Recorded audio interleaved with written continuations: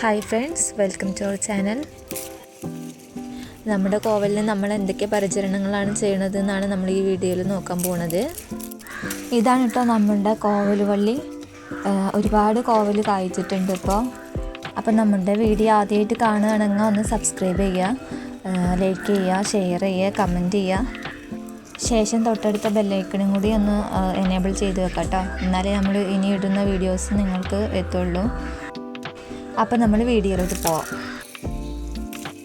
നിങ്ങൾക്കിത് കണ്ടാൽ തന്നെ മനസ്സിലാവും, നല്ല വലുപ്പമുള്ള കോവലാണ് നമുക്ക് കിട്ടാറുള്ളത്.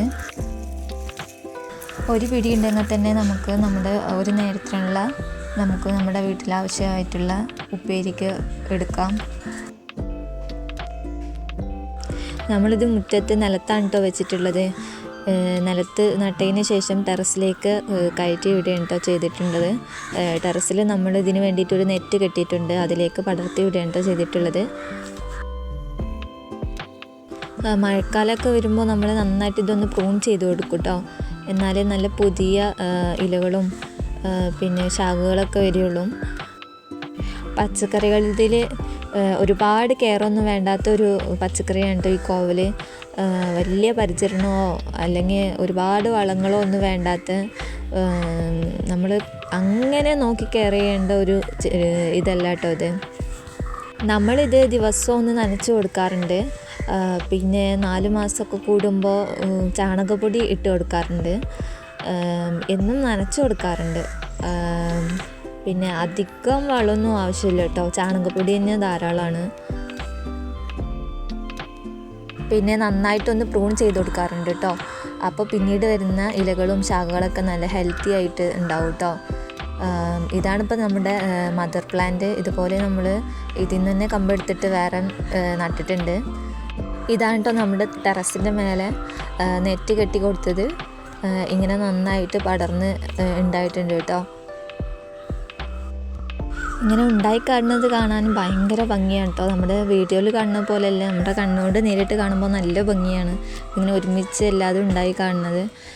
നമുക്ക് ഒരു 2 ദിവസം കൂടുമ്പോൾ എടുക്കാനുള്ളത് ഇതും ഉണ്ടാവാറുണ്ട് കേട്ടോ. പലതും പല വലുപ്പത്തിലാവും.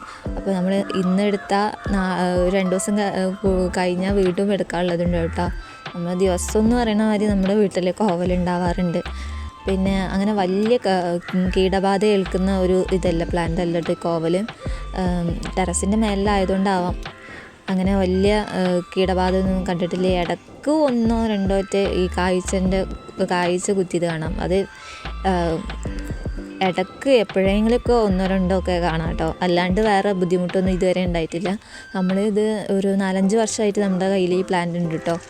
നമ്മൾ നന്നായിട്ടൊന്ന് പ്രൂൺ ചെയ്ത് കൊടുക്കും. മഴ കഴിഞ്ഞാൽ വീണ്ടും നമ്മൾ താഴേന്നൊരു കയറ് കെട്ടി കൊടുത്തിരിക്കുകയാണ് ടെറസിൻ്റെ മേലേക്ക്.